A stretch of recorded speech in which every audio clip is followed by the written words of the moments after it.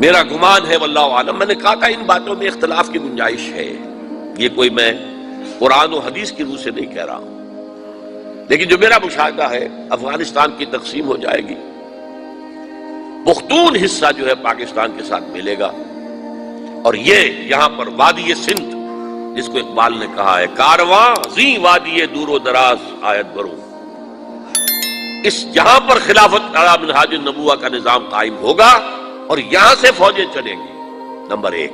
Number دو، عرب کے ریگزار میں 15ویں صدی کے مجدد کا ظہور ہو جائے گا۔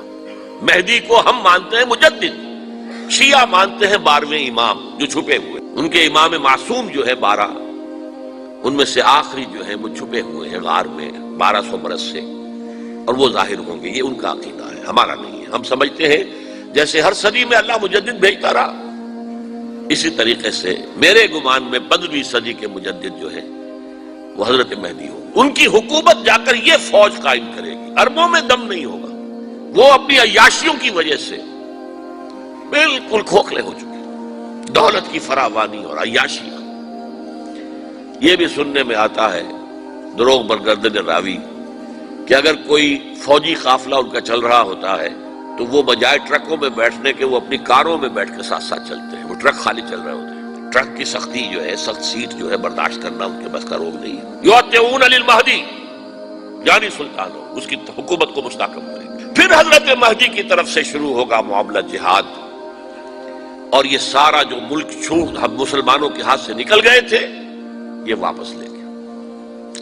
اس میں ایک کوسچن ہے جو میرے ذہن میں بہت عرصے سے تھا، جس کا کہ جواب اب مجھے سوچا ہے، واللہ عالم، یہ ساری باتیں میں کہہ رہا ہوں میرے گمان ہے، کیسے ہوگا کہ اتنی بڑی طاقت ایٹمک پاورز کے مقابلے میں مسلمان دوبارہ میدان میں آ کر اور جیتتے چلے جائیں؟ میرا گمان یہ ہے واللہ عالم، اس پورے معاملے کا سارا جو ہے ارینا جو ہے وہ ہے مڈل ایسٹ، یورپ، جس میں حدیث میں آیا ہے کہ رومی عیسائی 80 جھنڈوں تلے تم پر حملہ کریں گے اور ہر جھنڈے کے نیچے 12,000 فوج ہوگی، 10 لاکھ۔ اور مجھے حال ہی میں معلوم ہوا ہے کہ آج کل جو ایک ڈویژن ہوتا ہے وہ 12,000 کا ہوتا ہے، تو 80 ڈویژنز آرمی آئے گی۔ لیکن معلوم ایسا ہوتا ہے کہ روس، چائنا، جاپان اور میرے خیال میں انڈیا بھی، یہ نیوٹرل رہیں گے، نمٹ لو آپس میں۔ تو ابراہیمی قوموں کا جھگڑا ہے نا کہ فلسطین کس کا ہے، مسلمان کہتے ہیں ہمارا ہے، یہودی کہتے ہیں ہمارا، عیسائی کہتے ہیں ہمارا، تو نمٹ لو، سیٹل یور سکورز۔ لیکن کوئی ویپنز آف ماس ڈسٹرکشن استعمال نہ ہو، اگر وہ ہوئے تو پھر ہم میدان میں آ جائیں گے۔ میرا گمان یہ ہے کہ ویپنز آف ماس ڈسٹرکشن استعمال نہیں کر سکیں گی مغربی طاقت، اور پھر جنگ کے اندر مسلمانوں کے ساتھ جیتنا ان کے لیے ممکن نہیں ہے۔ جن کو موت عزیز ہے، منحصر مرنے پہ ہو جس کی امید نا امیدی اس کی دیکھا چاہیے، اور وہ مرنے کو تیار نہیں ہے۔ وہ تو 40,000 فٹ کی بلندی سے ڈیزی کٹر پھینک سکتے ہیں، نیچے نہیں آئیں گے۔ اور جب نیچے کچھ اتنے تھے تو جو حشر کیا تھا، تو جو بات کہی تھی رمزفیلڈ نے، ویری ٹینیشیس فائٹرز، یہ افغانستان افغان والے جو ہیں یہ تو چمٹ جانے والے ہیں، یہ ایسے جنگجو ہیں، ان سے جان چھڑانی مشکل ہے، جن کے لیے موت سب سے بڑی کامیابی ہے۔ شہادت مطلوب و مقصود مومن نہ مال غنیمت میں کشور کشائی، مسلمانوں کا مقابلہ کر سکیں۔ یہ ہے میرا گمان، واللہ اعلم۔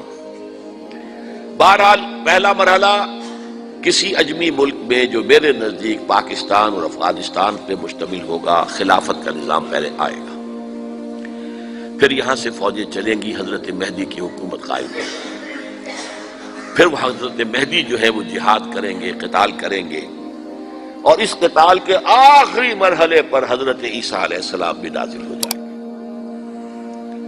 اور غالباً ان کے ذریعے سے پھر جتنا الیکٹرانک ان کا حساب کتاب ہے وہ ختم ہو جائے گا۔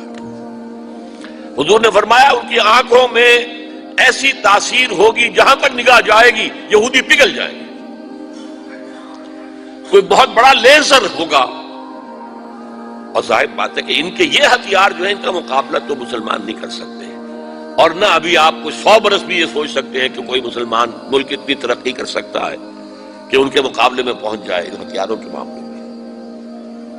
تو یہ اصل میں جو شخص سراپا معجزہ تھا، حضرت عیسیٰ جو ہیں سراپا معجزہ، پیدائش معجزہ، آسمان پر اٹھایا جانا معجزہ، خلق حیات، بنایا مٹی کا پرندہ پھونک ماری اڑنے لگا، احیاء موتا، مردہ کو کہا اٹھو قم باذن اللہ، اٹھ گیا چلنے لگا، مادرزاد اندھے کے آنکھ پر ہاتھ پھیری اور اس کو آنکھیں اللہ نے دے دی، کوڑی کے جسم پر ہاتھ پھیرا اور کوڑ صاف۔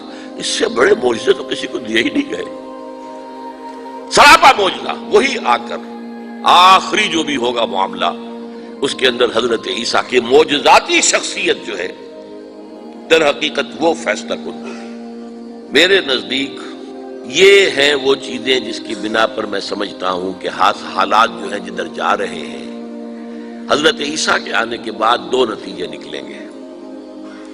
عیسائیوں کا مذہب ختم ہو جائے گا۔ حدیث میں آیا ہے کہ عیسیٰ آئیں گے، یکسر الصلیب و یقتل الخنزیر، صلیب کو توڑ دیں گے۔ کیا مطلب؟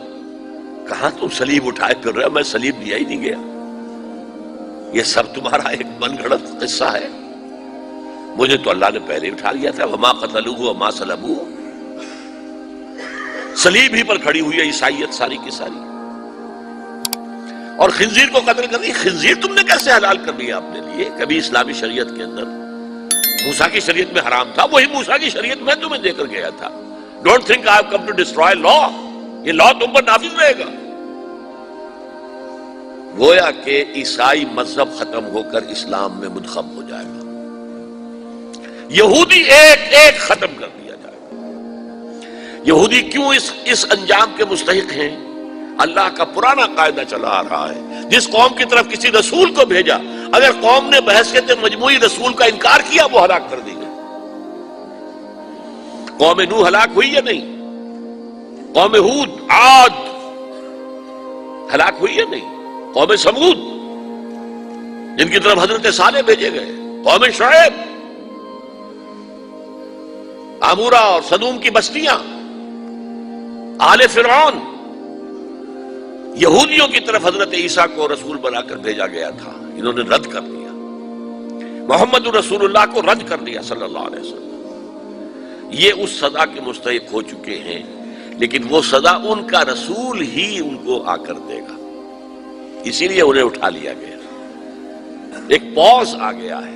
مستحق تو ہو گئے تھے اسی وقت حضرت عیسیٰ کے زمانے میں کہ ہلاک کر دیے جائے، لیکن حضرت عیسیٰ کے زمانے میں حضرت عیسیٰ کو اٹھا لیا اور ان کا معاملہ جو ہے وہ ملتوی کر دیا۔ جیسے کسی کو پھانسی کی سزا تو ہو جائے لیکن ابھی ایگزیکیوشن نہیں ہوئی ہے، ایگزیکیوشن جو ہے وہ ڈیفر ہو گئی۔ یہودی ختم، عیسائیت ختم، اور عیسائی سب مسلمانوں کے ساتھ شامل ہو کر ایک ملت واحدہ بن جائیں گے۔